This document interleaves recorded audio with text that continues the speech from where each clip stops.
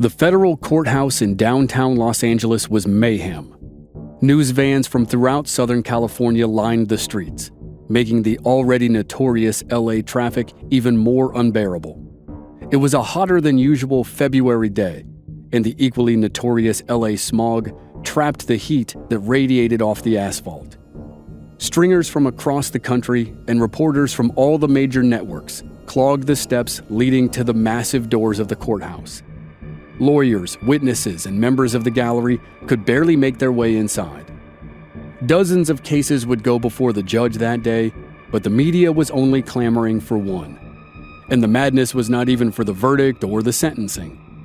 Two men, defendants in one of the most infamous cases of the 1970s, were only there for a formality, a basic evidentiary ruling in the run-up to the trial.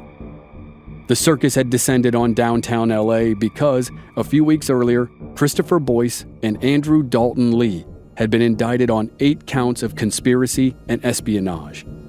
They were charged with stealing classified intelligence, taking it across international borders, and selling it to the Soviet Union. If you sided with the narrative being spun on the nightly news, they had, in the midst of the Cold War, betrayed their nation. They had endangered their fellow Americans and democracy itself by giving up top-secret documents to the only other global superpower. But nothing about Boyce and Lee let on that they were spies. They weren't the suave, smooth-talking James Bond type from the Ian Fleming novels. They weren't the clever, calculating type from the John le Carré novels. And they certainly weren't the badass assassin type from Robert Ludlum's Jason Bourne novels. They were just 2 young men who were barely out of adolescence. They were in their early 20s. They were rich kids from good homes who had spent most of their teenage years divided blissfully between the beach, girls, and drugs. They were smart. Each had a future of promise if they wished to pursue it. But the lure of fast money for one and the chance to change world events for the other snowballed into an international incident that would touch Washington, D.C., California, Mexico, Australia, and beyond. Some would call the story of Boyce and Lee the most infamous case of espionage since the saga of the Rosenbergs in the early 1950s. Experts in the government would blame the pair for the fact that international treaties fell apart. The intelligence community would hint that Chris Boyce and Dalton Lee risked the U.S.'s ability to protect itself from a possible nuclear war. The machinations they set in play would affect U.S. diplomacy and security for years. And all of that begged the question, how in the world did 2 childhood friends with no college educations, no espionage experience, and no military experience find themselves at the center of a conflict between the world's 2 superpowers? It's one of the craziest damn stories you'll ever hear.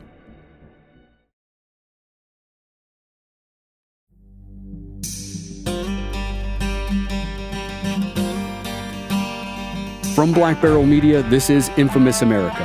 I'm your host, Chris Wimmer, and this season we're telling the wild story of how 2 friends ended up perpetrating one of the most notorious acts of espionage in the 20th century. This is episode 1, California Dreamin'.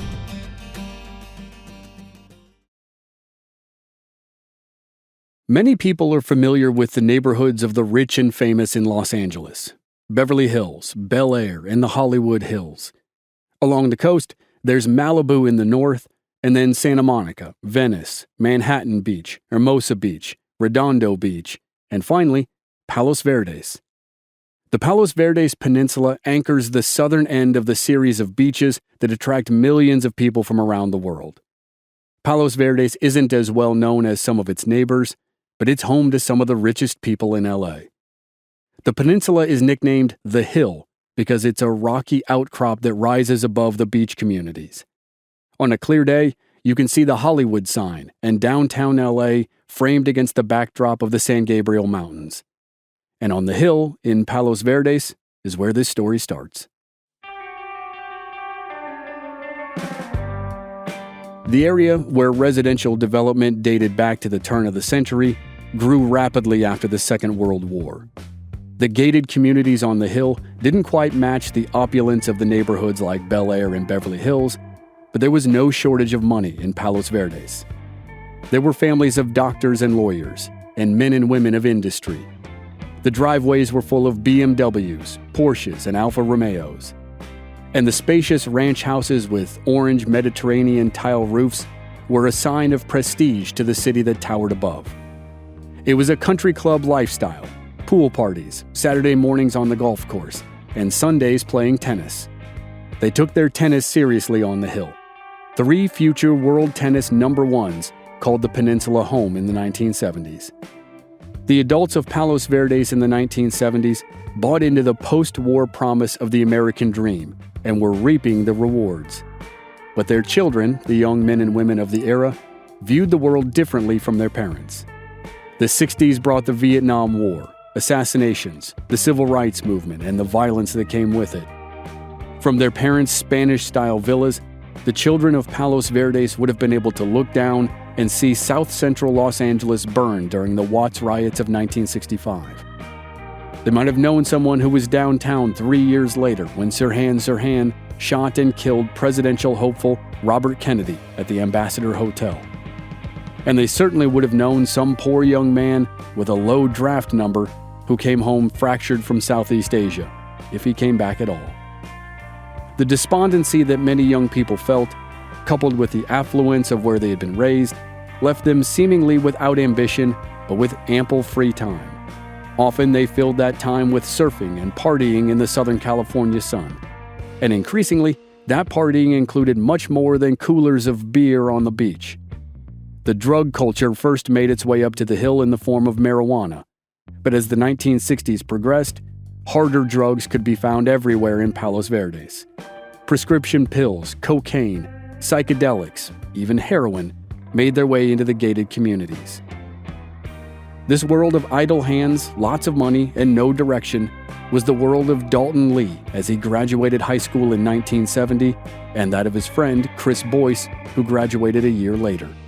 For Chris and Dalton, a combination of greed and frustration and ambition and angst were going to drive them to embark on an operation that would shock the seemingly charmed neighborhoods of their childhood.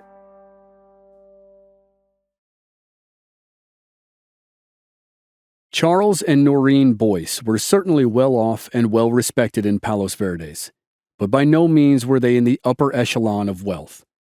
Charles was a reserved but likable man who served in the Second World War and then nearly pursued a career as a professional athlete. An elbow injury kept him from a chance to pitch for the New York Giants. Instead, the Colorado native pursued a career in the law. After he graduated from college, he joined the FBI.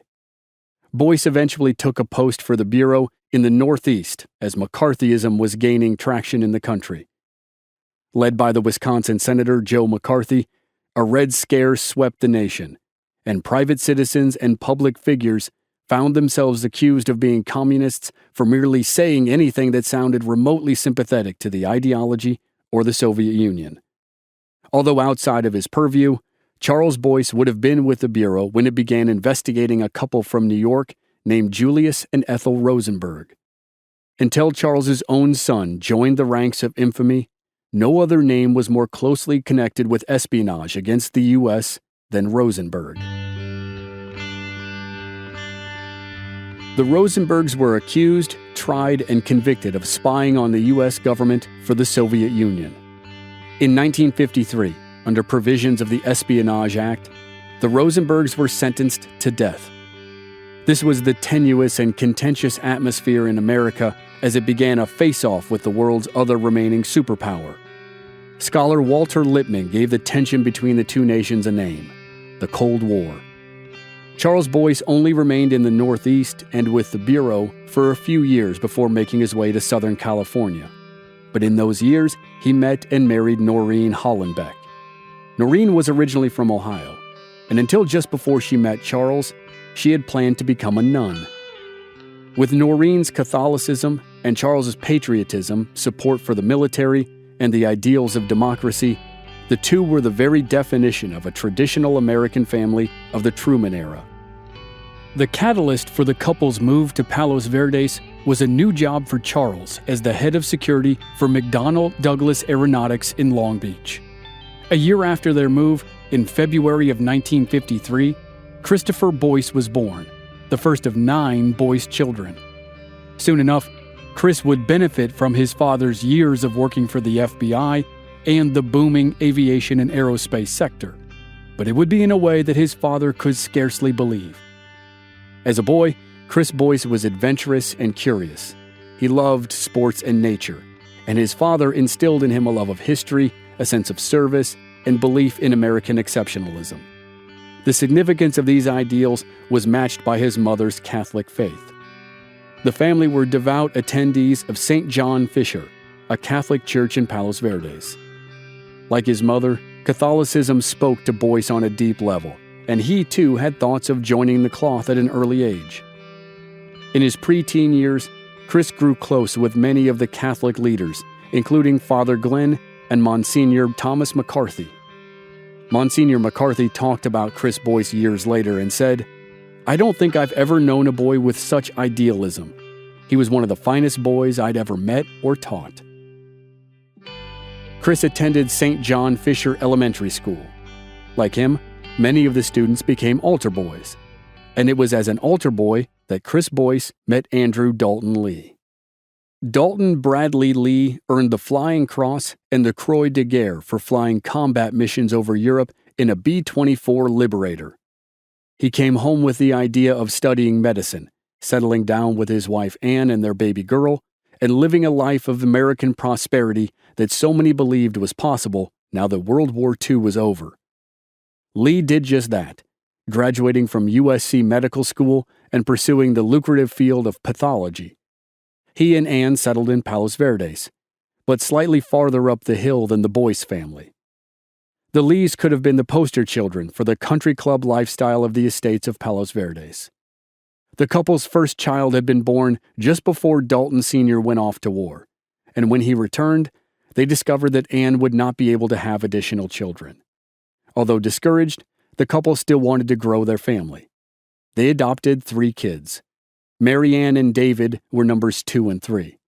But the first was a newborn they named Andrew Dalton Lee. The parents knew Andrew would go by his middle name, Dalton, and Dalton enjoyed a nurtured and carefree childhood. He was thought to be a kind and generous kid, always willing to share the spoils of his affluent upbringing with other children. He enjoyed building things and enjoyed impressing others with his craftsmanship. Along with his parents and siblings, Dalton immersed himself in the community revolving around St. John Fisher Church and School. On any given Sunday, a parishioner could sit through Mass and watch Dalton or Chris Boyce holding the gospel in front of Father Glenn as they marched down the center aisle, or holding the communion plate for those taking the sacrament. Within the parish, there was some status to being an altar boy, and status was something that interested Dalton immensely as he made his way into adulthood. But in many ways, Dalton always seemed to be behind his classmates. He struggled in the classroom, never really having the patience or attention for his studies. He was determined to compete in sports, but he continuously struggled. Much of that had to do with the fact that Dalton didn't share the stature of his father. Dalton Sr. was over 6 feet tall. Dalton Jr. barely made it over 5 feet. Dalton entered adolescence with insecurities about who he was and how much he was respected that plagued him well into adulthood. He often felt overlooked by his peers, and he became skeptical of the people around him. But that didn't apply to his new friend, Chris Boyce. The two bonded as altar boys and quickly became good friends. Chris appreciated Dalton's blossoming ability as a carpenter. Chris never made Dalton feel inferior. Chris was good at school and sports, but Dalton wasn't, and it was never a problem between them. Most teenagers on the Hill who weren't playing sports or mastering their backhand on the tennis court at the country club were doing 2 things: surfing or skateboarding. Surfing was a time-honored tradition, but skateboarding was a fast-growing phenomenon in Southern California. Whatever they found themselves doing, few teenagers would say that they spent their spare time trying to master the ancient art of falconry. Maybe the only 2 were Chris Boyce and Dalton Lee.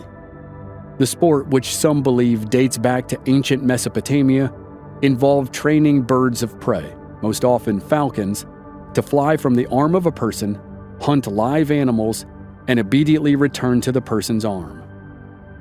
It was a sport that required near full-time care of the birds.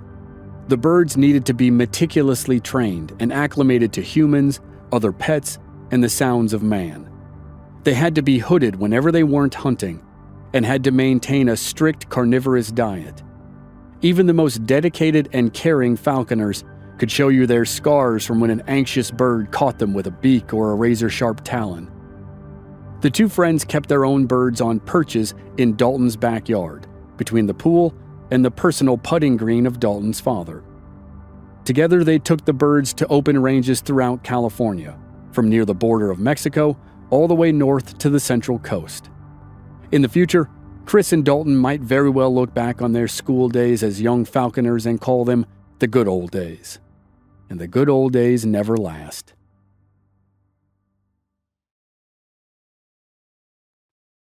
As the two friends made their way through high school, they staved off the boredom with falconry, beers on the weekend, and the more than occasional joint. The increasing availability of drugs and the culture around it had a growing appeal for Dalton. He began to make a name for himself as a low-level dealer before graduation.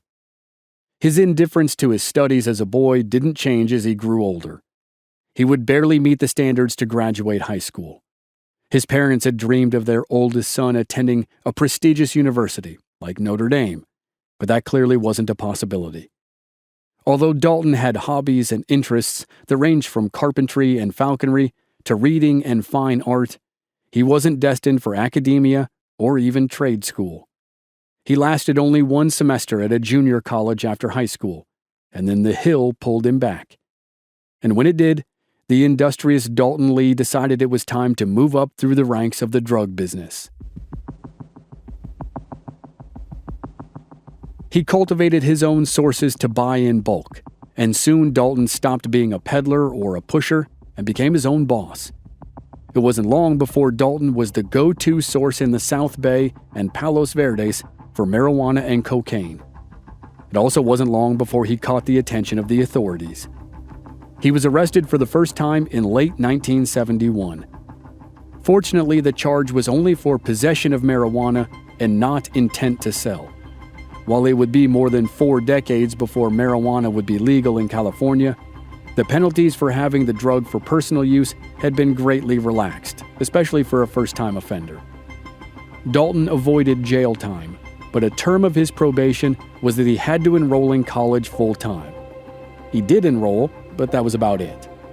After just a few months at Whittier College, he was back in Palos Verdes and trying to stay out of trouble. He tried a variety of jobs: telemarketer, shipping clerk, carpenter, and even yacht repairman in the marinas of San Pedro. But Dalton was ambitious, and in none of those jobs could he make thousands of dollars in a single week. So it was back to dealing drugs. For a while, Dalton was able to avoid law enforcement and grow his operation. But 2 summers later, that changed. In mid-July 1973, on the boardwalk of Huntington Beach, a teenager with sun-bleached hair and a surfer's tan was hanging out by the pier. He struck up a conversation with a burly beach bum with an unkempt beard. The beach bum was looking to score, and the kid was holding. At first, the bearded man scoffed at the price, more than $50 for a gram of cocaine. But the teenager insisted that it was pure, high-quality stuff from a respectable dealer in LA. With the transaction complete, they went their separate ways. But not before the teenager passed a contact number to his new customer. It turned out that the kid was right. The cocaine was high-quality stuff, and the customer wanted more. The beach bum customer came back with $1,300 in cash, and the teenager met him with more than 20 grams of coke. When the exchange was made, the customer asked how old the kid was. The kid said he was 14. The beach bum with the unruly beard shook his head, flashed his police badge, and cuffed the terrified teenager. Almost before the kid was in the back of a squad car, he gave up his source. He said he got the drugs from his brother and his brother's partner, Dalton Lee. Dalton Lee was arrested and it was his second arrest in the summer of 1973. He was still on parole from his arrest 2 years earlier, but even with the parole violations, he was able to walk out of jail after his arraignment. He paid the $10,000 bond with cash. Daulton's attorney told the judge that Daulton was a fine young man from a devout, upstanding family in Palos Verdes. The lawyer assured the judge that this drug-dealing thing was just a passing phase. If the judge gave Daulton another chance, the young man would find a respectable job or pursue higher education. The lawyer pleaded for leniency because of the physical and psychological damage that prison could do to the fragile, diminutive Dalton Lee. But the judge didn't see Daulton that way. The judge saw a long-haired criminal who was turning people into addicts for profit while other boys his age were in Vietnam fighting for their country. He saw a repeat offender who was corrupting teenagers by involving them in the drug trade. But in the end, the judge did show a little mercy. He didn't throw Daulton to the wolves of the LA County jail system. He gave Daulton a 1-year sentence at a minimum security work camp. Daulton served his time, and while he was at the work camp, he vowed to make a change. But he had no intention of giving up the drug trade. The change was that he needed to be smarter about his business.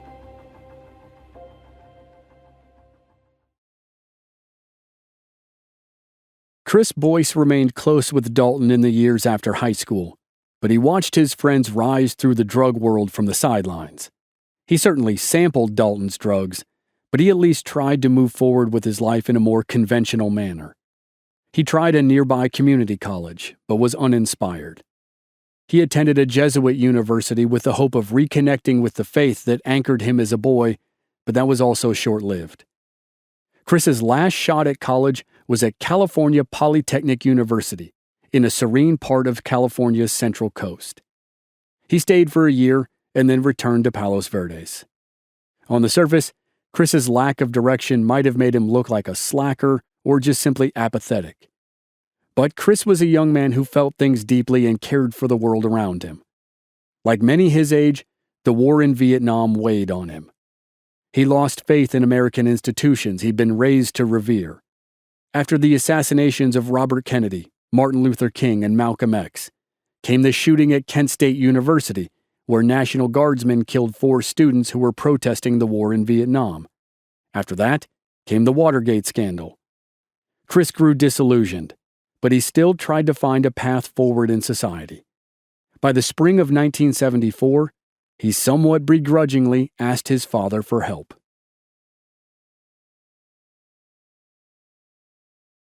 Like Charles Boyce, many of his neighbors were employed at various aerospace and aeronautical companies that dotted the communities around Palos Verdes. Charles, the former FBI agent turned private security executive, was eager to help his oldest son. He reached out to his connections. Later that summer, Chris met one of his father's former FBI colleagues who now worked at Thompson Ramo Wooldridge Incorporated, TRW for short. It was an informal meeting, but Chris was well-spoken and upfront. He made it clear that a job at TRW would be temporary. He eventually wanted to return to San Luis Obispo to finish college. The TRW representative saw something in Chris that he liked. The young man was self-aware and sincere. He seemed trustworthy. The rep thought Chris Boyce could do big things at TRW. The application and interview process turned out to be a formality. Chris Boyce got a job easily. He accepted a position as a general clerk in the Classified Material Control Department. As the name made clear, he would be handling documents deemed classified by TRW and the United States of America.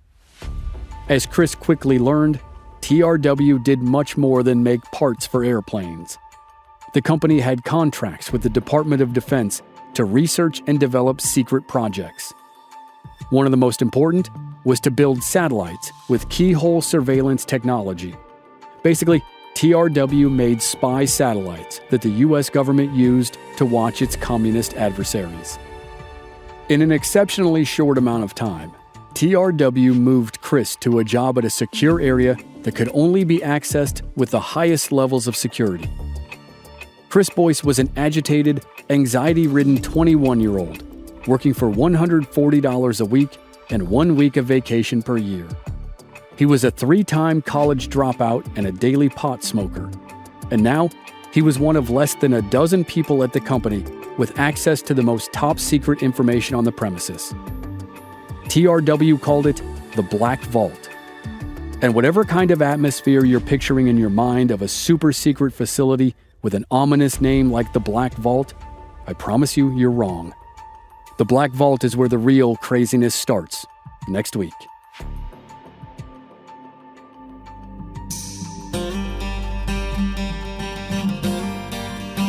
Next time on Infamous America, Chris Boyce makes troubling discoveries in his new world of top-secret intelligence. And Dalton Lee dives back into the drug business. When they both reach crossroads in their lives, Chris proposes a plan that is so ludicrous, it just might work. That's next week on Infamous America.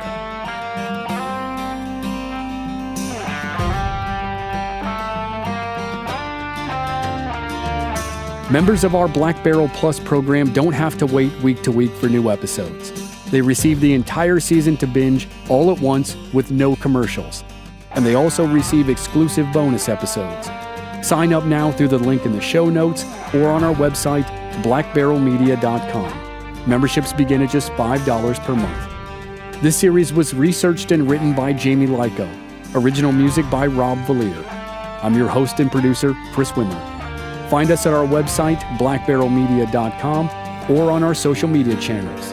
We're Black Barrel Media on Facebook and Instagram, and B Barrel Media on Twitter. And you can stream all our episodes on YouTube. Just search for Infamous America Podcast. Thanks for listening.